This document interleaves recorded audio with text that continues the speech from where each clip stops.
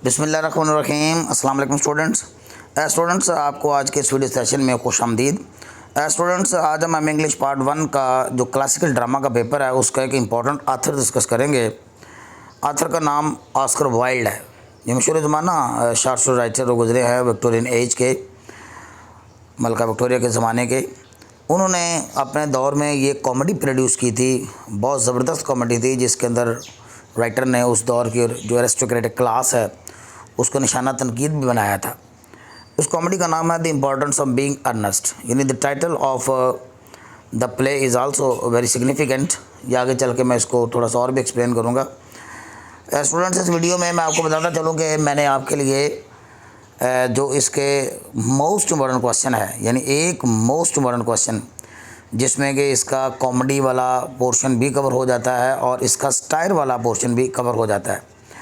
और ये आपकी ये 25 से 30 मिनट की ये जो वीडियो है would be very helpful in your preparation of Oscar Wilde's book the importance of being Earnest from examination point of view. तो आइए स्टूडेंट्स, पहले हम उन सवालात को देख लेते हैं जो कि पंजाब यूनिवर्सिटी के एग्ज़ाम में बारहा आए हैं और कई बार पूछे गए हैं। और उन 3 क्वेश्चंस को मैं आपको इनको लाइन बाय लाइन इनकी एक्सप्लेनेशन भी कर देता हूं। और इसके बाद मैंने एक प्रॉपर लेंथ में, यानी जो स्टूडेंट्स आमतौर पर ये समझते हैं कि एक क्वेश्चन की लेंथ कितनी चाहिए, उससे भी उनका ये वीडियो जो है इसका जब आप इसका जो मटेरियल मैंने इसमें इंक्लूड किया है, आप उस मटेरियल को अपने लैंडस्केप शीट पे, जिसे हम यूनिवर्सिटी शीट कहते हैं, उसके ऊपर आप लिख लीजिए। तो उससे फिर अब अंदाज़ा हो जाएगा कि ये आपको इस लेंथ का आंसर जो है वो रिक्वायर्ड होता है एग्ज़ाम में। स्टूडेंट्स, इस वीडियो की ख़ास बात ये भी है कि इसके अंदर मैंने 6 से 7 मुख्तलिफ टेक्सचुअल लाइन्स जो हैं हर करैक्टर से मतलब जो है मैंने डिस्कस कर दी हैं, ताकि स्टूडेंट्स आप इन कोटेशंस को, यानी इन जो टेक्सचुअल लाइन्स को जब आप इनका हवाला देंगे तो आपका क्वेश्चन जो है वो ज़्यादा कन्विंसिंग और ज़्यादा वेटी और ज़्यादा आर्गूमेंटेटिव लगेगा। आइए स्टूडेंट्स, इसका आगाज़ करते हैं वीडियो का।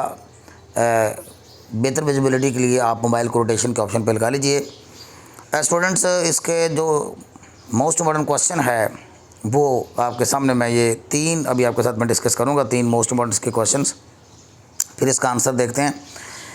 ये क्वेश्चन कई बार मुख्तलिफ एग्ज़ाम में पूछा गया है और ये ऑस्कर वाइल्ड के आर्ट के मतलब ये क्वेश्चन है ज़्यादातर, लेकिन हमने ऑस्कर वाइल्ड का ये जो आर्ट है उसको इस ड्रामा यानी the importance of being Earnest के हवाले से ख़ास तौर पर हमने इसको डिस्कस करना है, क्रिटिकल एनालाइज करना है।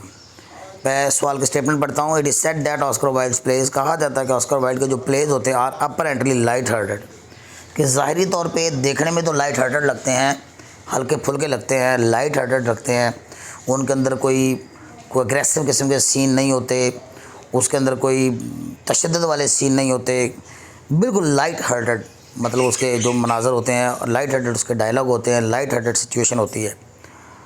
But they contain element of serious feeling in their attack, लेकिन याद रखें कि उसके साथ साथ उसके अंदर सीरियस फीलिंग ऑफ अटैक भी होता है। यानी अटैक का मतलब यहाँ पे हमला करना नहीं है, यहाँ अटैक का मतलब स्टायर है, तंज है ऑन द सोसाइटी।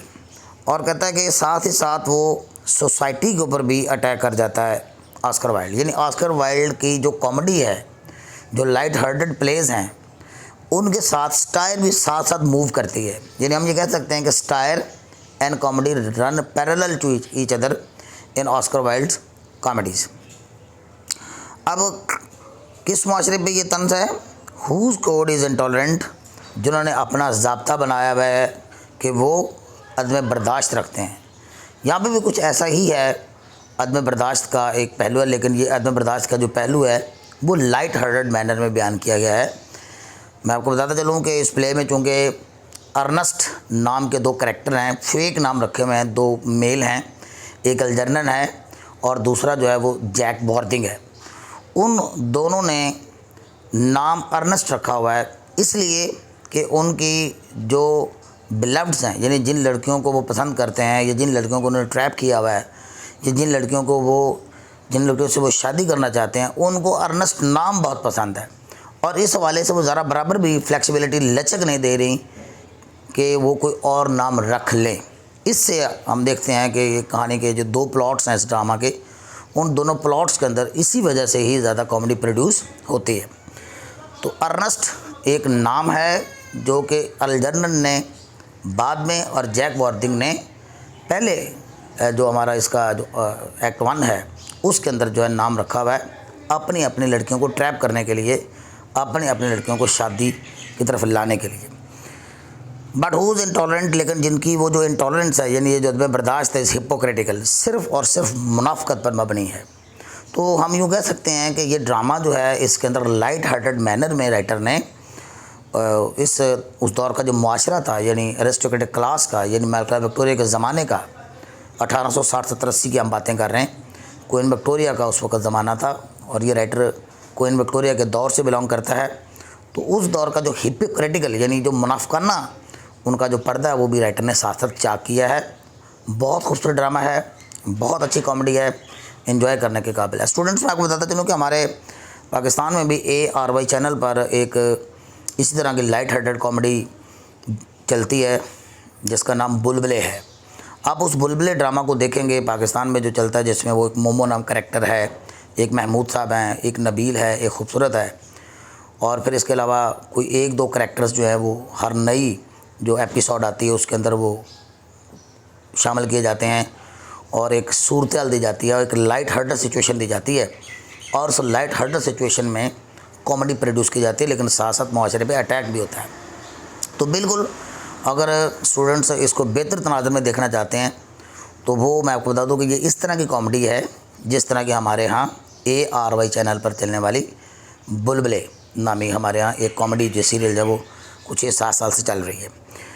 2003 में ये क्वेश्चन आया। इसके बाद हम स्टूडेंट्स एक और क्वेश्चन देखते हैं। ये क्वेश्चन जो है पेपर में आया हुआ है। क्वेश्चन है कि show that the importance of being Earnest, साबित कीजिए कि drama the importance of being Earnest जो है सैटराइजेस विविडली, वो वाज़ह तौर पे सैटराइज करता है, तनकीद करता है, एंड पॉइंटेडली, और साथ ही साथ नोकदार अंदाज में, यानी एक तो वाज़ह खुले खुले अंदाज में, खुले डुले अंदाज में राइटर कोई यहाँ पे हम छुपे हुए स्टाइल में, एलेगोरिकल स्टाइल में या मेटाफोरिकल स्टाइल में स्टायर नहीं कर रहा जिस तरह के मुख्तलिफ राइटर्स जो है वो करते हैं। जैसे कि हमने गुलिवर ट्रैवल्स जो है वो पढ़ा था जोनाथन स्विफ्ट का, जिसमें पॉइंटेड स्टायर है यानी नोकदार तंज है, लेकिन वो छुपे हुए मैनर में है, वील्ड मैनर में है, एल्गोरिकल तरीक़ा से है। लेकिन यहाँ पे एलगरी नहीं है, ये बिल्कुल विविडली, बिल्कुल वाज़ह तौर पे vividly and pointedly the mannerism, और उसने बड़े नोकदार अंदाज से उस दौर की जो मैनरिज्म थी, जो तौर तरीके थे उस एरिस्टोक्रेटिक क्लास के, उसको बेनकाब किया है। एंड फोइबल्स और हमाकतों को ऑफ इंग्लिश सोसाइटी उस दौर के अंग्रेज़ी माशरे की। इसके अलावा एक और मोस्ट इम्पॉर्टेंट क्वेश्चन है जो कि कई बार पेपर में है, वो भी आपके साथ मैं डिस्कस कर देता हूँ। In the play the importance of being Earnest drama, the importance of being Earnest जो है money is key to survival. यहाँ पे पैसा जो है उसे सर्वाइवल का एक बेस जो है वो यहाँ पे दिखाया गया है। अरिस्टोक्रेटिक क्लास है, पैसा है उनके पास, वो ज़ाहिरी तौर पे उस पैसे का दिखावा कर रहे हैं, अफेक्टेशन करते हैं, मुनाफ़क़त कर रहे हैं, बनावट है, ये सारा कुछ हमें यहाँ पे नज़र आता है कि जिसमें एक पैसा ही एक की रह गई उनके लिए। किन के लिए? The upper riches of the English society, यानी अंग्रेज़ी माशरे का वो जो अपर रिच का मतलब होता है अरिस्टोक्रेटिक क्लास, ऊपरी वाला तबका। यहाँ पे गुर्बत नहीं दिखाई गई, यहाँ पे कोई बेरोज़गारी नहीं दिखाई गई इस ड्रामा के अंदर। इस ड्रामा के अंदर कोई जंग नहीं दिखाई गई, इस ड्रामा के अंदर कोई नाइंसाफ़ी वाला मामला नहीं दिखाया गया। माशरे के जो सोशल इवल्स हैं वो यहाँ पे राइटर ने बिल्कुल भी नहीं उनको निशाना तनकीद बनाया, बल्कि यहाँ पे राइटर ने दिखाया है कि किस तरह ये रुपए पैसे वाले जो लोग हैं ये ज़ाहिरदारी भी बरकरार रखते हैं और साथ ही साथ जो है वो अपने जो उच्छट कंडे हैं उनमें भी ये बराबर के ही शरीक हैं, जैसे कि नॉर्मल ह्यूमन बीइंग भी, नॉर्मल तबके के लोग भी जैसे कि शामिल होते हैं। तो ये इस क्लास के पास जो पैसा है उस पैसे का ये जो ज़िया कर रहे हैं और इस पैसे का जिस तरह से वो इस्तेमाल कर रहे हैं और जिस दूसरे गैर अखलाक़ी मकासद के लिए इस्तेमाल कर रहे हैं उसको राइटर ने साथ ही साथ इसको तंज़ का निशाना भी बनाया। मैं आगे चल के जब सवाल की आंसर जब दूंगा तो इसमें आपको और भी इसका अंदाज़ा हो जाएगा। आइए हम इसका आगाज़ करते हैं इसके आंसर का। यहाँ पे मैंने सबसे पहले आपके लिए स्टायर की डेफिनेशन लिखी है कि स्टायर होती क्या है, यानी सबसे पहले हमने स्टायर की डेफिनेशन देखनी है कि स्टायर से मुराद क्या है। ये हल्की फुल्की एक छोटी सी मैंने आपके लिए डेफिनेशन लिखी है ताकि आपको परेशानी ना हो उसमें। स्टायर जो है वो क्या होता है कि एक विटी और ह्यूमरस एक्सपोजर होता है, यानी विटी होता है ऐसे सेंटेंसेस इस्तेमाल करके जिसमें बड़े क्लेवर किस्म के रिमार्क्स देकर, बड़े विटी किस्म के, एक विटी और ह्यूमरस एक्सपोजर होता है, witty and humorous exposure. Humorous का माना होता है मज़ाह पर मबनी, मज़ाहिया अंदाज में ह्यूमरस। एक्सपोजर का माना एक्सपोज करना, बेनकाब करना, यानी एक तंज जो है एक चालाकी पर मबनी अल्फाज इस्तेमाल करके विटी किस्म के जुगतबाजी जिसे हम सादा ज़ुबान में कहते हैं, एंड ह्यूमरस एक्सपोजर, और एक मज़ाहिया बेनकाबी होती है, बेनकाब करने का अमल होता है ऑफ ह्यूमन फॉइबल्स, फॉइलिस, इंसानी हमाकतों को, फीलिंग्स, इंसानी नाकामियों को, इंसान ने जो अपनी कमज़ोरियाँ बना रखी हैं माशरे के अंदर रहते हुए, अपनी वीकनेसेस को, प्रिटेंशंस और वो दिखावे जो इंसान करता है उनकी ये बेनकाबी होती है, एंड एब्सर्डिटीज़ और इंसानी मज़ाक़-ए-ख़ीज़ों की, इंसानी हमाकतों की। तो ये 5 लफ्ज़ बड़े इंपॉर्टेंट हैं, यानी इंसानी जो फॉइलिस होती हैं, फीलिंग्स होती हैं, वीकनेसेस होती हैं, दिखावे होते हैं और हमाकतें होती हैं, उनका मज़ाहिया अंदाज में और विटी अंदाज में बेनकाब करने का नाम क्या है? स्टायर है। यहाँ पे हार्श किस्म की स्टायर नहीं इस्तेमाल की गई। तो आइए इस डेफिनेशन की रोशनी में ये देखते हैं कि ये ड्रामा एक कॉमेडी कैसे है, और साथ ही साथ कॉमेडी के साथ साथ ये ड्रामा जो है कैसे जो है एक बहुत बड़ी तनकीद भी है अंग्रेज़ी माशरे पर। In the light of above definition, में दर्जा वाला डेफिनेशन की रोशनी में वी कैन से दैट, हम ये कह सकते हैं the play the importance of being Earnest is truly a very witty and amusing style. ये वाकया ही दर हकीकत विटी और बड़ी विटी अंदाज से और बहुत ज़्यादा अम्यूजिंग अंदाज से एक स्टाइल है। The principal and the major target, और बड़ा प्रिंसिपल का यहाँ माना बड़ा है, मेजर है, and the major target of style in this play is the English upper class of Victorian age. वो मलका विक्टोरिया के ज़माने की इंग्लिश माशरे की अपर क्लास है, ये नोट कर लीजिए। और ये सारे करैक्टर जो मैं जिनके नाम लेने लगा हूँ ये सारे के सारे अपर क्लास से बिलोंग करते हैं उस दौर के। एक अलजर्न नामी शख्स है, नौजवान है, 22-23 साल का। एक उसका दोस्त है जैक, ये गांव से बिलोंग करता है और शहर में ये इससे मिलने के लिए आता है, अलजर्न और जैक। और आपको बताता चलूँ कि आप कहानी जब समरी इसकी पढ़ते हैं तो ये दोनों भाई हैं, बिछड़े हुए भाई हैं एक दूसरे से, लेकिन उन दोनों को मालूम नहीं है कि एक दूसरे के भाई हैं। गवेंडलन या गवेंडलन आप कह ले, गवेंडलन जो है, जो गवेंडलन है ये अलजर्न की कज़न है, इनफैक्ट ये इसकी भी कज़न ही है लेकिन उसे मालूम नहीं है। फिर एक आंट ब्रैकनल है, यानी इस गवेंडलन की एक वालदा है आंट ब्रैकनल। फिर एक लड़की है सिसली, ये गांव से बिलोंग करती है, इसको हम देखेंगे। ये 4 मेजर करैक्टर हैं, अलजर्न, जैक, गवेंडलन, आंट ब्रैकनल और सिसली, ये 5 करैक्टर हो गए। आर द रिप्रेजेंटेटिव, और यहाँ पे उनको दिखाया गया नुमाइंदे के तौर पर, रिप्रेजेंटेटिव दिखाया गया of the upper class of the time, उस ज़माने के, and they are a target of satire. और इन्हीं 5 कैरेक्टर्स की, यानी अलजर्न की, जैक की, गवेंडलन की एंड ब्रैकनल और सिसली की बातों और उनकी हरकतों और उनकी हैबिट्स और उनकी इंक्लाइनेशंस की बुनियाद पर ही राइटर ने जो है वो उन चीज़ों को बेनकाब करके कॉमेडी भी क्रिएट किया और साथ स्टायर भी किया। हम बारी बारी इन करेक्टर्स को, अलजर्न को, जैक को, गवेंडलन को, आंट ब्रैकनल को और सिसली के किरदार को से हम कुछ एग्जांपल्स देकर प्रूव करेंगे कि किस तरह से वो प्रिटेंशियस हैं, किस तरह से उनकी कुछ ह्यूमरस वीकनेसेस हैं और किस तरह से वो फीलिंग्स का शिकार हैं और किस तरह से वो हमाकते भी करते हैं, लेकिन सिर्फ लाइट हार्टेड मैनर में, कॉमिक अंदाज में। And they are a target of satire, और स्टायर का टारगेट है ड्यू टू देयर फॉलीज, हमाकतों की वजह से, अपनी हमाकतों की वजह से, फीलिंग्स अपनी नाकामी की वजह से, वीकनेस कमज़ोरी की वजह से। ये इंसानी कमज़ोरियाँ, यानी वो जो ख्वाहिशात की शक्ल में इंसान कमज़ोरियाँ बना लेता है, या अपनी नाअहलियाँ जो होती हैं, प्रिटेंशंस एंड एब्सर्डिटीज़। प्रिटेंशंस का माना दिखावा करना होता है, आप हैं क्या और आप अपने आप को शो क्या करते हैं, ये आपकी प्रिटेंशंस कराती हैं। More we see to more satirical portraits, हमें 2 और भी स्टायरिकल, यानी स्टायर से ये लफ्ज़ निकला, स्टायरिकल एडजेक्टिव है। पोर्ट्रेट्स, यहाँ पे 2 करैक्टर नज़र आते हैं। पोर्ट्रेट का माना यहाँ मंजर कशी, तस्वीर कशी है। पोर्ट्रेट्स नज़र आते हैं, किरदार नज़र आते हैं, पर्सनस, 2 लोगों के, हु बिलोंग टू, जो तलक रखते हैं different orders of the society, माशरे के मुख्तलिफ ऑर्डर से। ऑर्डर का माना यहाँ तबका है। नेमली एक डॉक्टर चेज़ेबल दिखाया गया है। ये डॉक्टर चेज़ेबल जो है, doctor Chasuble the clergy man and miss Prism the governess, जो कि इस घर की एक आया है। बहुत इंटरेस्टिंग करैक्टर हैं ये दोनों भी, डॉक्टर चेज़ेबल भी और क्लर्जी मैन जो कि पादरी है, और मिस प्रिज्म जो आया है। इन दोनों ने एक बड़ी उम्र के होकर भी आपस में मोहब्बत का एक चक्कर जो है वो चलाया हुआ है, और वो एक दूसरे से फ्लर्ट करते हैं, और जिस तरह से वो फ्लर्ट करते हैं उससे भी कॉमेडी क्रिएट होती है, और साथ ही साथ ऐसे किरदारों पर तंज भी राइटर करता है।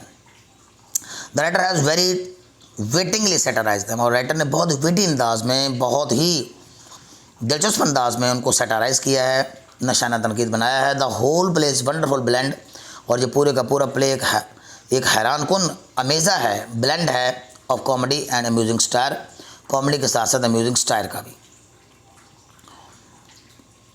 यहाँ पे नेक्स्ट पेज पे देखते हैं,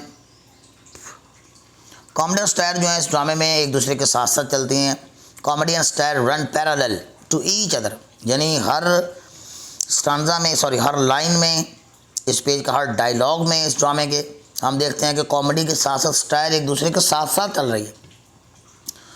run parallel to each other throughout the play, पूरे प्ले में। Let us analyse the satirical portrait of different persons in the play one by one. आइए हम इन स्टाइरिकल पोर्ट्रेट्स को देख लेते हैं कि कौन कौन से वो करेक्टर हैं जो स्टाइरिकल हैं, जो तंजियाँ हैं यहाँ पर, जिनके थ्रू राइटर ने तंज मारी है, और हम बारी बारी देखेंगे। मैंने आपको बताया था। सबसे पहले हम देखते हैं जनाब अलजर्नन को। अलजर्नन एक वेरी इंटरेस्टिंग करेक्टर है, बहुत दिलचस्प करेक्टर है, और जहाँ पे मैं जितनी बातें आपको अलजर्नन के मतलब करूँगा, आप इस तरह से अलजर्नन का करेक्टर का सवाल भी अच्छी तरह तैयार कर सकेंगे। बेसिक्स के तौर पे आप मेरी इन बातों को ले लीजिए, और फिर आपकी जो बुक्स आपके पास अवेलेबल है वहाँ से आप अलजर्नन का करेक्टर जो है वहाँ से प्रिपेयर कर लीजिए। अलजर्नन से रिलेटेड जो बड़ी बड़ी बातें हैं वो आपके साथ मैं साथ साथ डिस्कस भी कर देता हूँ। Algernon who is the representative of the typical upper class, जो कि इस रवायती अपर क्लास का एक नुमाइंदा है ऑफ दैट उस ज़माने के। है शैलोनेस, उसका खोखलापन, हम उसका खोखलापन देखेंगे कि वो कैसा है, ऊपर से वो कैसा है, अंदर से वो कैसा है। एरिस्टोक्रेटिक क्लास है, अपने आप को अमीर ज़्यादा कहते हैं भी हैं, ऐसी भी बात नहीं है, और फजूल खर्चियाँ भी बहुत करते हैं, लिबास पे बहुत खर्च करते हैं, हरकत व सुकनात हैं उनकी जो, लेकिन ये है कि उनके जो अमल हैं वो सिर्फ यही दिखाए गए हैं कि वो लड़कियों को ट्रैप करने में और खाने पीने में वक्त गुजारी कर रहे हैं, और ये बहुत ज़्यादा खाता पीता है। अलजर्नन जो है, आप इसके करैक्टर में जब पढ़ेंगे तो देखते हैं कि बहुत ज़्यादा वो फजूल खर्चा, एक्स्ट्रावेगेंस है, लिबास के मामले में बड़ा एक्स्ट्रावेगेंस है। घर के अंदर एक पियानो रखी हुई है, शराब की 10 बोतलें एक हफ्ते के अंदर कंज्यूम कर गए हैं ये लोग, इतने ज़्यादा फजूल खर्चे हैं। पार्टियाँ देते हैं, जब ड्रामा शुरू होता है तो वो बर्गर खा रहा है, सैंडविच खा रहा है, और इसके अलावा जो है शाम को वो विलीज होटल से खाना खाने का प्रोग्राम रखता है। तो नहीं, आप उसकी फजूल खर्ची का अंदाज़ा इस बात से लगा सकते हैं। और आगे चलकर हम ये देखेंगे कि कितना ये खोखला है कि बज़ाहिर ये एरिस्टोक्रेटिक क्लास वाला बंदा है, लेकिन ये बैंक का मकरूज़ भी है। And vanity have been exposed, और उनकी शैलोनेस और उसकी वैनिटी, ये लफ्ज़ स्टूडेंट्स माजरत के साथ, ये वैनिटी लफ्ज़ है। वैनिटी, झूठा तकब्बर जो है उसको बेनकाब किया गया in very witty and very amusing manner.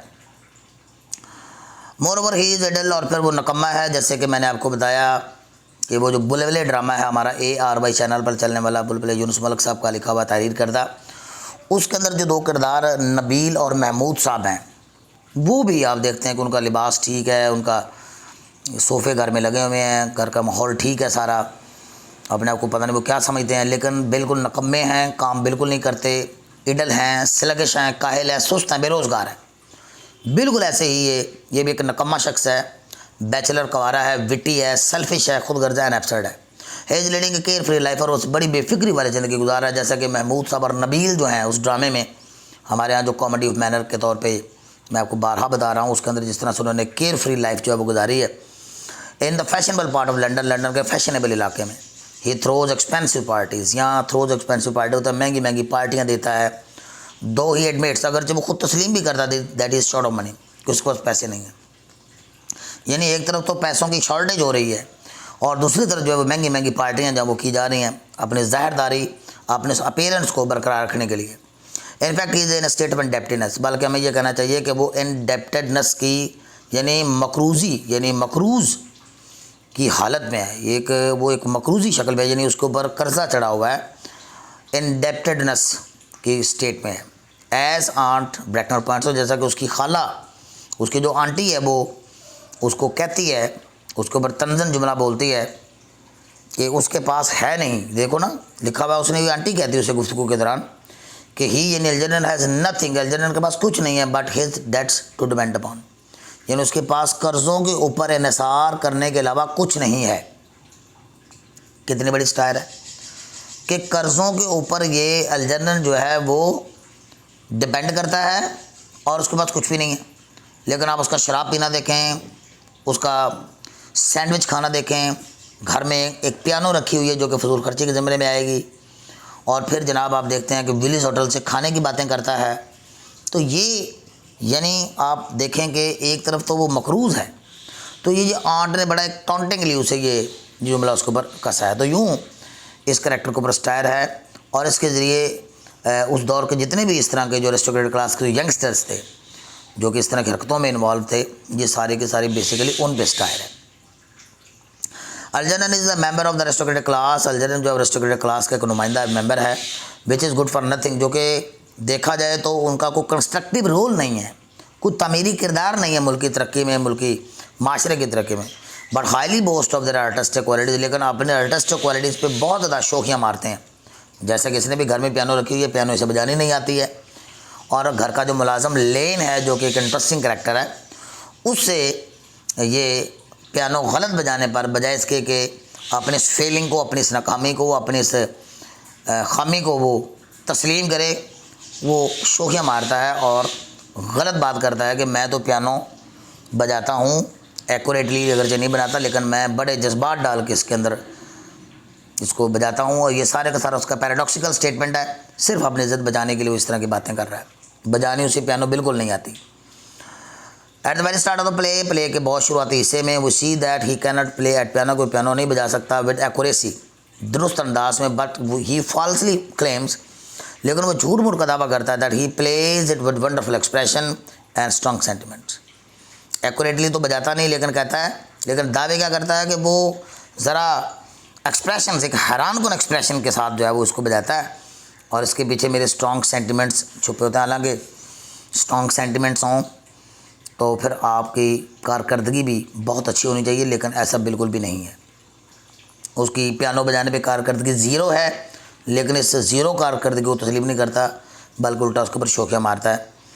अलजर्नन is so ridiculous that expects the lower class to get a, और वो यहाँ पे इतना एक अपने आप को समझता है, बड़ा अपने आप को लिडक्रस किस्म का मीन से मुराद ये है कि अपने आप को बहुत ज़्यादा वो समझने वाला है, बहुत ज़्यादा अपने आप को समझता है।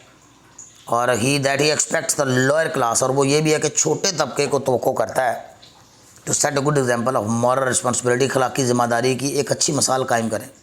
और यानी वो अपने मुलाजम लेन से महवे गुफ्तगू होता है तो उसमें पता चलता है कि वो ये चाहता है कि अपर क्लास जो है वो एग्जाम्पल कायम ना करे, बल्कि लोअर क्लास जो है वो एग्जाम्पल्स कायम करे। तो हालांकि एग्जाम्पल्स हमेशा ऊपर से कायम होती है, नीचे लोगों से एक्सपेक्ट नहीं किया जाता। आफ्टर टॉकिंग टू सर्वेंट, अपने मुलाजिम से बात करने के बाद अलजर्नन टॉक्स टू हिमसेल्फ, और वो अपने आप से बात करता है, और वो उसकी घर में कहता है कि लेन व्यूज़ ऑन मैरिज, कि मेरा जो मुलाजिम लेन है उसके शादी के बारे में जो व्यूज़ आर समवट लैक्स, बिल्कुल ढीले हैं, रियली बिल्कुल वो स्ट्रॉन्ग वीक ख्यालात रखता है शादी के मतलब। इफ़ द लॉयर ऑर्डर, और कहता है कि अगर ये छोटा तबका ही don't set us a good example, हमारे जैसे लोगों की अच्छी मिसाल कायम नहीं करेगा, what on the earth is the use, तो ज़मीन पे उनके जन्म लेने का फ़ायदा क्या है, इस ज़मीन पर उनका फ़ायदा क्या है।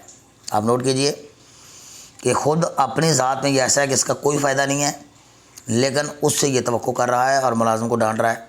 दे सीम एज ए क्लास, और कहता है कि ये लोग जो बतौर तबका जो है to have absolutely no sense of moral responsibility, इनके यहाँ कोई भी अखलाकी जिम्मेदारी नहीं है।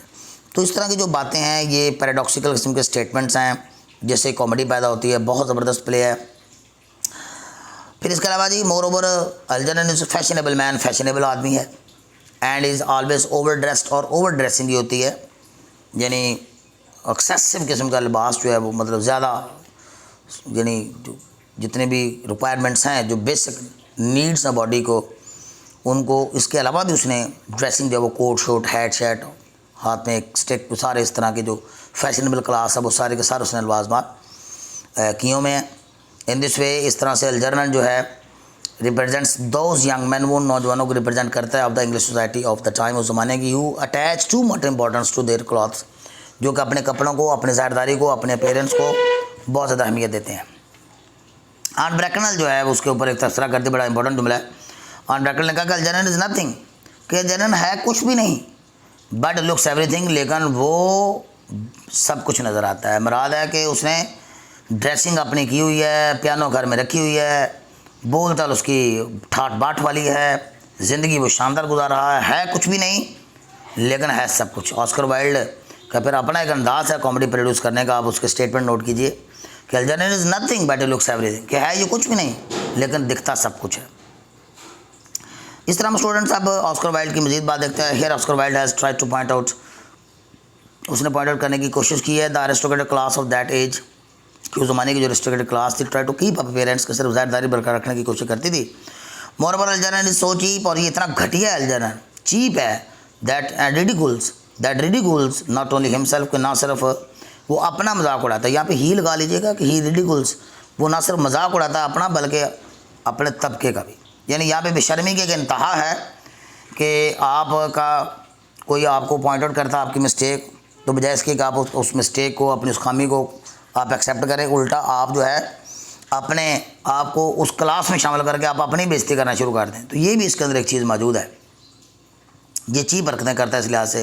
ये मेक्स फन ऑफ हिमसेल्फ, अपना मजाक खुद उड़ाता है। When he tries to make Cecily accept his name Algernon, जब वो सिसिली नामी लड़की को ट्रैप करने के लिए उसे मजबूर करता है, उसे तजावीज़ देता है कि आप जो है वो अलजरन नाम जो है वो पसंद करने, क्योंकि वो लड़की सिसिली भी और ग्वेंडोलाइन दोनों लड़कियां इस ड्रामे के अंदर जो हीरोइंस मौजूद हैं वो दोनों अर्नेस्ट नाम के शख्स पर मरती हैं और अर्नेस्ट नाम के शख्स से ही शादी करने पर बज़िद हैं। तो दैट से इसने नकली नाम अपना रखा हुआ है अर्नेस्ट, असल नाम इसका अलजरन है, तो दैट से वो इस तरह उसे कहता है। और फिर कहता है कि अपने नाम की अहमियत साबित करने के लिए बजाय इसके कि उसको किसी और तरह से कायल करे, कन्विंस करे, वो ये कहता है कि जनाब आप क्या समझिए कि ये नाम आम नाम है। अलजरन कहता है कि हाफ ऑफ द चैप्स, और कहता है कि आधे लड़के इस लंदन के आधे लड़के वो गेट इनटू बैंकरप्ट कोर्ट्स, जो दिवालिया हो गए हैं और जो दिवालिया अदालतों में उन मुकदमात का सामना कर रहे हैं जो उन्होंने कर्ज़े अदा नहीं किए, तो कहता है उनमें से आधे लोग जो उनका नाम अलजरन है। तुम क्या समझती हो कि ये नाम जो है ये आम नाम है? तो अपने नाम की अहमियत उसको उजागर करने के लिए आप देखें कि उसने अपना मजाक भी उड़ा दिया और साथ ये भी कह दे कि अलजरन नाम के जो लोग हैं वो बहुत ज़्यादा कर्ज़े लेते हैं, कर्ज़े वापस नहीं करते, जो वो दिवालिया हो जाते हैं, और दिवालिया होने पर जितनी भी दिवालिया कोर्ट्स हैं यानी बैंकरप्ट कोर्ट्स हैं उनके अंदर जो आधे लोग हैं उनका नाम अर्नेस्ट है। तो यूँ जो आप देखिए कि यहाँ पे बेशर्मी और ढिठाई की एक हमें ये बात नज़र आती है।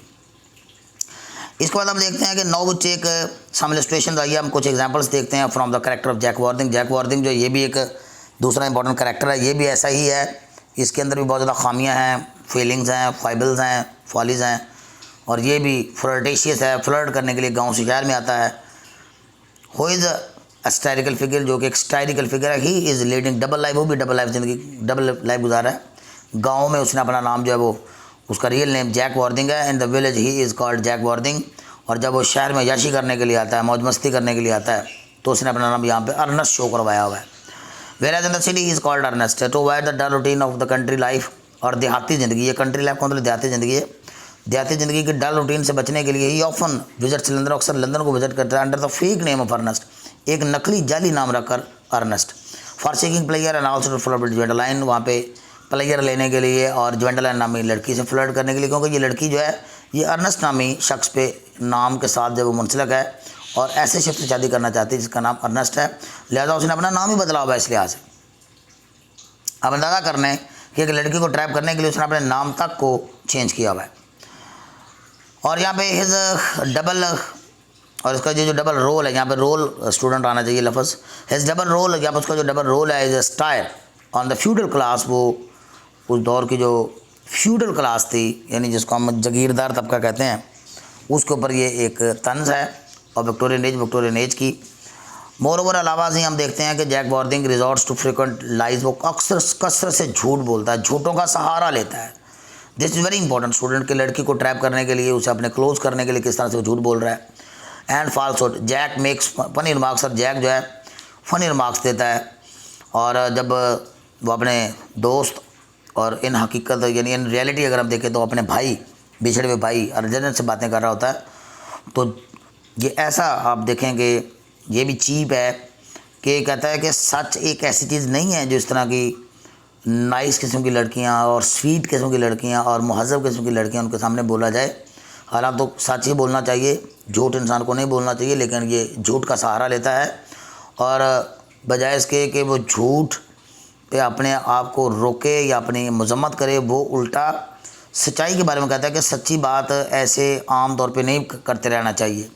ये देखिए ज़रा, my dear fellow, the truth isn't quite the sort of thing, कि सच ऐसी चीज़ नहीं है, ये इस किस्म की चीज़ नहीं है कि जिसमें कोई एक शख्स जो है एक नाइस और स्वीट लड़की के सामने बोले। यानी उसका मतलब यह है कि लड़कियों के सामने झूठे बोलते रहना चाहिए, फिर ही वो काबू आती हैं। We can see in the above lines as to how he thinks, हम देखते हैं कि किस तरह से वो सोचता है। हाउ ही थिंक्स, यहाँ पे ही भी है, वो किस तरह से सोचता है about the truth and falsehood. This attitude makes him historical figure, और ये एटीट्यूड जाहिर करता है कि राइटर ने इस तरह के लोगों पे तंज मारे है। एक और इम्पॉर्टेंट करेक्टर है जी तीसरा, जो कि इस लिहाज से हिस्टोरिकल फिगर है कि वो आंट ब्रैकनल है, आंटी है, क्वीन विक्टोरिया के ज़माने की ये एक आंट है। द पोर्ट्रेल ऑफ लेडी ब्रैकनल की जो पोर्ट्रेल है is perhaps the most historical figure of all, वो सबसे ज़्यादा तंजिया लेडी ब्रैकनल को यहाँ पे दिखाया गया है थ्रू अ करेक्टर, उसके करेक्टर के ज़रिए। ऑस्कर वाइल्ड, हमारा राइटर जो Oscar Wilde has expose the foibles, उसने हमाकतों को बेनकाब किया है, एब्सर्डिटीज़, मजाक खेजियों को, हिपोक्रेसी, मुनाफिकत को, एंड शैलोनेस और खोखलेपन को of the upper class.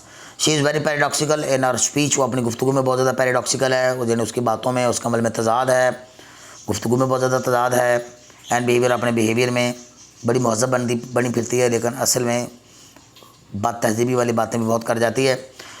Aunt Bracknell claims to have taste for music, aunt Bracknell भी दावा करती है कि वो भी म्यूज़िक के लिए टेस्ट रखती है, उसे ज़ौक़ है, शौक़ है मौसीकी का, लेकिन बिल्कुल भी मौसीकी का जो है वैसे जिसे हम कहते हैं ना कि ABC भी उसे मालूम नहीं है। बादशाह अक्सर नैफी एल्जर्नन लेकर अपने भांजे एल्जर्नन को कहती है to make the selection of the numbers, के गीतों की सिलेक्शन कर दे, to be played at the party, जो कि कुछ दिनों बाद उनके घर पार्टी हो रही है, उनमें उसने जाना। तो दावा तो ये करती है कि वो मौसीकी को बहुत समझती है, लेकिन गानों की सिलेक्शन वो किसी और से करवा रही है। So it means that her taste for music is only pretence, इसका मतलब है कि उसका जो मौसीकी के लिए ज़ौक़ वो सिर्फ एक दिखावा है, और दिखावा यहाँ पे राइटर ने दिखावे का मजाक उड़ाया कि किस तरह लोग दिखावा करते हैं। हर मेजर एब्सर्डिटीज़ आर ऑफ हर स्नोबरी, उसकी स्नोबरी है, अमारत परस्ती है, हर क्लास कॉन्शियसनेस है, और अपने आप को वो समझती है कि मैं एक अमीर तबके से बिलोंग करती हूँ, अपनी क्लास के वाले से वो कॉन्शियस है। हर मर्सनरी, उसकी एक तजारती सोच है। हर सस्पिशियस नेचर, उसकी मशकूक नेचर है, शक बहुत करती है अपनी बेटी पे, दूसरों पे शक बहुत करती है। एंड अ डोमिनेटिंग टेम्परामेंट, और उसका गालब रहने वाला एक टेम्परामेंट है, रवैया है, कंट्रोल में करके रखते हैं अपनी बेटी को। और जब अपनी बेटी का रिश्ता करना चाहती है तो वो इंटरव्यू लेती है जैक वर्थिंग, और इंटरव्यू वाला सीन जो है, आप टेक्सचुअल लाइन्स उस पोर्शन को आप ज़रूर पढ़िए स्टूडेंट्स, बहुत ही दिलचस्प इंटरव्यू है, बहुत शानदार कॉमेडी राइटर ने वहाँ पे क्रिएट की है द होल इंटरव्यू सीन। और यहाँ पे जब वो इंटरव्यू लेती है रिश्ता करने के लिए between Jack Worthing and aunt Bracknell is mean to satirize, और जैक वॉर्निंग और आंट ब्रैकनल का जो इंटरव्यू सीन है वो बहुत ज़्यादा उसका मकसद ये है कि सैटराइज करे the aristocratic class in very amusing manner. She cross examines, और वो मुआयना करती है जैक का, वो जैक का जायज़ा लेते हैं टू डिटरमिन हिज सूटेबिलिटी, और वो ये तय करना चाहती है कि क्या ये सूटेबल है as her son of law, अपने दामाद के तौर पर। ड्यूरिंग दिस क्रॉस एग्जामिनेशन, इस क्रॉस एग्जामिनेशन के दौरान और इंटरव्यू के दौरान हम देखते हैं Oscar Wilde through the character of aunt Bracknell के किरदार के ज़रिए क्रिटिसाइजेज एंड सैटराइजेज, क्रिटिसाइज भी करता है, निशाना तनकीद बनाता है, एंड सैटराइज करता है एजुकेशन सिस्टम ऑफ इंग्लैंड के एजुकेशन सिस्टम को ऑफ दैट टाइम, उस ज़माने के। जब आंट ब्रैकनल जो है उसके ज़बान से उसने ये कलमात अदा करवाए हैं कि एजुकेशन जो है कैसे एक फ़जूल चीज़ है, हालांकि एजुकेशन एक फ़जूल चीज़ नहीं है। वो किस तरह से इसको क्रिटिसाइज़ करता है ये देखते हैं। Lady Bracknell approves of the ignorance of the common people, और लेडी ब्रैकनल को दिखाया गया कि वो आम लोगों की जहालत को अप्रूव करती, पसंद करती है। हालांकि जहालत एक ऐसी चीज़ नहीं है कि उसको अप्रूव किया जाए, उसको पसंद किया जाए। She is of the view, उसके ख्याल में, that education does not develop thinking, education thinking develop नहीं करती, but it teaches the following prevailing conventions, बल्कि ये सिखाती है कि किस तरह उस दौर की जो उस ज़माने की जो छाई हुई रवायात होती हैं, प्रिवेलिंग कन्वेंशन होती हैं, हैबिट्स होती हैं, आदात होती हैं, रवाजात होते हैं, सिर्फ उसको फॉलो करना सिखाती है एजुकेशन माइंडलेसली, और वो भी अंधाधुंध। शी एक्सप्लेन्स, और वो इन लाइनों में एजुकेशन सिस्टम को क्रिटिसाइज़ करती है। असल तो ये राइटर ने क्रिटिसाइज़ किया है एजुकेशन सिस्टम को। आइए देखते हैं इसको। The whole theory of modern education के जितने भी मॉडर्न एजुकेशन की थ्योरी है इज़ रेडिकली अनसाउंड, इनकलाबी हद तक ठोस नहीं है, वीक है, कमज़ोर है। फॉर्चुनेटली इंग्लैंड और कहती है कि खुशकिस्मती से हमारे मुल्क इंग्लैंड में एनी रेट हर लिहाज से education produces no effect whatever. शुक्र है कि यहाँ पे एजुकेशन को असर नहीं पैदा कर रही, यानी यहाँ पे एजुकेशन सिस्टम पे राइटर ने मजाक उड़ाया कि एजुकेशन को इफेक्ट पैदा नहीं कर रही, हालांकि एजुकेशन इफेक्ट पैदा करती है। बड़ा पैराडॉक्सिकल स्टेटमेंट है। इफ़ इट डिड, अगर ये असर पैदा करती, it would prove a serious danger, तो ये ख़तरनाक एक ख़तरा, इसने एक संजीदा ख़तरा बन जाना था अपर क्लास के लिए। And probably it would lead to the action of violence in Grosvenor Square. ये एक चौक है वहाँ पे ग्रॉसवेनर स्क्वायर लंदन में, उसके वजह से कहता है कि अगर ऐसा हो जाता कि एजुकेशन का असर होना शुरू हो जाता तो फिर आपको तशद्दुद के वाक़यात नज़र आते इस तरह के चौक में। तो ये एजुकेशन सिस्टम को निशाना तनकीद बना डाला। इसके बाद देखते हैं moreover aunt Bracknell is so shallow, इतनी खोखली है that she wants to see the lower classes, कि वो लोअर क्लास को देखना चाहते हैं इंटायरली अनएजुकेटेड। वो चाहते हैं कि ये लोग अनपढ़ ही रहे, छोटे क्लास के लोग जो है। She links education of the poor with social unrest, और वो वो समाजी बेचैनी के साथ उसको जोड़ती है इन आम लोगों के एजुकेशन को। और फिर ऑन ब्रैकनल के जो डोमिनेटिंग नेचर है, यानी गलबा पाक रखने वाली, रोब डाल कर रखने वाली, और उसका जो सख्त कंट्रोल है अपनी बेटी पर, rigid control over her daughter and her own husband, और अपने खामद पे भी उसने कंट्रोल किया हुआ, मेक्स हर हिस्टोरिकल फिगर। अब हम कुछ एग्जांपल्स देते हैं जनाब। दो छोटे किरदार हैं। एक डॉक्टर चोजिबल है जो पादरी है, और पादरी की पेशे से मुंसलिक होकर आप देखते हैं कि उसकी हरकतें किस तरह नॉन रिलीजियस किस्म की हरकतें उसकी। Now we discuss some illustrations from of satire from the character of Doctor Chasuble. Wilde satirizes, और यूँ जो आस्कर वाइट सैटराइज करता है, निशाना तनकीद बनाता है। किसको निशाना तनकीद बनाता है जनाब? उस ज़माने की पादरी क्लास को, यानी क्लर्जी क्लास को। The clergyman of his age through Doctor Chasuble. Though Doctor Chasuble is sympathetic, वो हमदर्द है, एंड केयरिंग मैन है, yet he possesses some absurd habits, लेकिन उसकी कुछ मजाकिया की हरकतें हैं।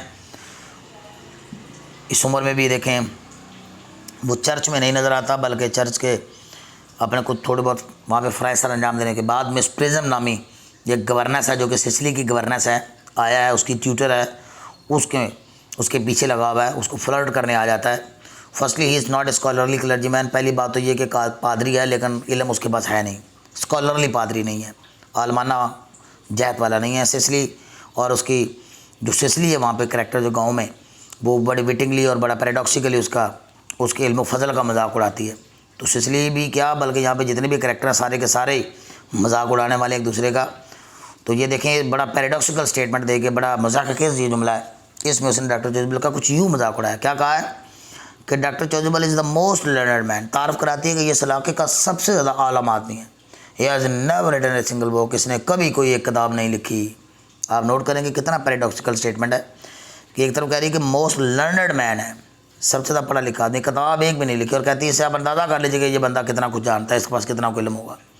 तो ये मीठी मीठी बेइज्जती करने का एक अंदाज़ है जो कि ऑस्कर वाइल्ड ही कर सकता है। कमाल कर दिया ऑस्कर वाइल्ड ने इस ड्रामे में। इसके बाद हम स्टूडेंट्स देखते हैं कुछ और ये इस क्लास के बारे में। थ्रू डॉक्टर चोजिबल, अगरचे Doctor Chasuble is a clergyman, एक पादरी है, yet his religious knowledge is scanty, लेकिन उसका मजहबी इल्म थोड़ा है। Therefore he has to adapt a single sermon, लिहाजा उसने एक ही खुतबा याद किया हुआ है। फसलों की कटाई हो रही हो तो तब भी वही खुतबा, किसी का निकाह हो रहा हो तो तब भी वही खुतबा, किसी का जनाजा उठ रहा हो तो तब भी वही खुतबा, किसी को तलाक हो जाए तो फिर भी वही खुतबा, को पार्टी आ जाए तो फिर वही खुतबा। तो उसने एक ही सिंगल सरमन याद किया हुआ है। और ये टेक्सचुअल लाइन्स में अगर आप ये पूरा का पूरा सरमन याद कर रहे तो क्या बात है। तो मैंने यहाँ पे मुख्तसरन इसको लिखा है कि वो एक ही खुतबे पे इन्हिसार करता है, बल्कि उस खुतबे को ढाल लेता है to a lot of different occasions, मुख्तलिफ मौक़ों के मुताबिक। इल्म नहीं है, बस थोड़ा सा याद किया हुआ है और वही ढाल लेता है और वही सुना के गुजारा कर लेता है। तो इससे पादरियों की जो जहालत है और लैक ऑफ नॉलेज है, राइटर ने उसका मजाक उड़ाया है। He himself frequently boast of a single sermon, और वो खुद जो है बड़ी कसरत के साथ शोखियाँ मारता अपने सिंगल सरमन पर। इसके बाद डॉक्टर चोजिबल की एक और हरकत भी आपको बता देता हूँ। डॉक्टर चोजिबल लुक्स एब्सर्ड, बड़ा बेहुदा है एंड चीप है और बड़ा घटिया है व्हेन ही सेज दैट, और मिस प्रिज्म के पीछे लगा हुआ है। और इस उम्र में हुस्न जमाल तो बैर मिस प्रिज्म के पास नहीं रहा, लेकिन फिर भी वो उसके हुस्न जमाल की बातें करता है। इस उम्र में भी कहता है कि वी वर फॉर्चुनेट एनफ कि अगर हम खुशकिस्मत होते to be Miss Prism's people, कि अगर हम भी मिस प्रिज्म के शागिर्दी में आ जाते होते तो he would hang upon our lips, तो वो तो बस उसके लिप्स को ही देखता रहता। तो ये देखें उसकी शागिर्दी में आकर सोच क्या रख रहा है कि वो उसके लबों की बातें ही करता रहता। सो बीइंग ए क्लर्जीमैन, एक पादरी होने की हैसियत से, he should have been interested in religious activities, मजहबी सरगर्मियों में इंटरेस्टेड होना चाहिए। लेकिन इसकी बजाय बाटी फ्लर्ट्स विद मिस प्रिज्म, लेकिन मिस प्रिज्म से फ्लर्ट करता फिरता है with intention of marrying her, और इरादा रखता है उससे शादी करने का। इसके जनाब बाद मिस प्रिज्म भी एक करेक्टर है, छोटा करेक्टर है। आप इतनी भी एग्जांपल्स अगर दे दें तो पेपर में काफ़ी होंगी, लेकिन मैंने एक और मिस प्रिज्म का मतलब भी बता दिया है ताकि आपको थोड़ा सा मिस प्रिज्म का भी आइडिया हो जाए। ऐसे मेरे लिए Miss Prism is also historical figure, ये भी एक तंजिया शख्सियत दिखाई गई by Oscar Wilde in the play through her though she herself is servant. अगर जब खुद एक मुलाजम है, आप खुद नोट करें कि एक सर्वेंट है, एक मुलाजमा है, एक खादमा है, एक आया है, एक ट्यूटर है जो कि सिसिली को पढ़ाने के लिए आती है, लेकिन पढ़ाई उसको बिल्कुल नहीं करवाती, बल्कि उसे लव लेटर उसके चेक करके उसके अंदर गलतियाँ निकाल के उसको लव लेटर की बातें करके जो है वो चली जाती है। लेकिन वो भी बड़ी प्रेटेंशियस है, खुद मुलाजम है और रोब ऐसे डालती जैसे बहुत बड़ी वो एक अमीरजादी हो। Jack's house yet she has adopted snobbish attitude, लेकिन उसने बड़ा इमारत परस्ती वाला रवैया अख्तियार किया हुआ है अपर क्लास, जैसे एक अपर क्लास को होता है towards the poor people of that area, उस इलाके के गरीब लोगों के लिए। तो referring to a lot of child birth, और यहाँ के उस इलाके के अंदर चूँकि चाइल्ड बर्थ बहुत ज़्यादा हो रही है, बच्चे बहुत ज़्यादा पैदा हो रहे हैं इस इलाके में, तो वो कमेंट क्या देती है इस अपर क्लास के बारे में, ज़रा सुनिए। कहती कि मैंने तो अक्सर इनको कहा है, I have often spoken to the poor classes, कि मैंने गरीब लोगों के जो तबके हैं उनको अक्सर बोला है ऑन द सब्जेक्ट इस मौजू पर। कौन से मौजू पर? चाइल्ड बर्थ के मौजू पर। But they don't seems what thrift is, लेकिन इनको पता ही नहीं है कि किफ़ायत शारी क्या है। यानी बहुत ज़्यादा बच्चे पैदा होने पर वो ये कहती है कि बच्चों के मामले में भी किफ़ायत शारी इख्तियार करनी चाहिए। लो जो फाइनल कमेंट्स देते हैं, अब हमारा प्ले इख्तिताम पजीर हो रहा है। On the basis of above discussion we can conclude, हम नतीजा निकाल सकते हैं बाय सेइंग दैट स्टूडेंट्स, आप हर क्वेश्चन का जो इख्तिताम है इस स्टेटमेंट के साथ किया करें। Oscar Wilde has manage to satirise, ये टू के बाद ये सैटराइज, ये डी नहीं आएगा। सैटराइज ने सैटराइज किया है द हिपोक्रेसी को, स्टुपिडिटी हमाकत को, शैलोनेस खोखलेपन को, एब्सर्डिटीज हमाकतों को, फीलिंग्स को एंड फॉइबल्स को, द ब्रिटिश एरिस्टोक्रेसी ऑफ इस टाइम, उस ज़माने की जो ब्रिटिश एरिस्टोक्रेसी थी उसको उसने निशाना तनकीद बनाया है। इसके बाद हम स्टूडेंट्स ये देखते हैं कि ऑल द मेजर कैरेक्टर, जितने भी बड़े किरदार हैं of this play have been portrait comically, उनको कॉमिकली पोर्ट्रेट किया गया है एंड अम्यूजिंगली, यहाँ पे एंड भी आप लगा सकते हैं, एंड अम्यूजिंगली, और बड़े खुशगवार अंदाज से, but at the same time satirically, लेकिन इसके साथ साथ राइटर ने स्टाइल भी चलाई है। तो स्टूडेंट्स ये वाला जो क्वेश्चन है और जिसके अंदर जो मैंने आपको ये जुगते हैं या इसकी जो पैराडॉक्सिकल स्टेटमेंट्स हैं जो इन्वर्टेड कॉमा के अंदर मैंने लिखी हैं, ये सारी की सारी जो अंडरलाइन की गई रेड कलर में बहुत इंपॉर्टेंट है, आप इनको याद कर लीजिए और आप इस प्ले को अच्छी तरह, इस वीडियो को सुनकर आप इसके बारे में मतलब फ़र्दर जो है वो मज़ीद जो है वो आप देख पाएंगे। ओके स्टूडेंट्स, मैं उम्मीद करता हूँ कि हमारा आज का लेक्चर जो आपके लिए काफ़ी हेल्पफुल साबित हुआ होगा, और इसमें अगर आपको कोई मज़ीद रहनुमाई की ज़रूरत है तो आप मुझे जो है वो कमेंट सेक्शन में कमेंट कर दीजिएगा, और मैं फिर इसके मतलब जो है आपको फ़र्दर रहनुमाई जो है वो आपको दे दूँगा। ओके डियर स्टूडेंट्स, होपफुली कि हमारी आज की ये जो वीडियो है आपके लिए काफ़ी हेल्पफुल साबित होगी। टिल नेक्स्ट वीडियो, अल्लाह हाफिज़।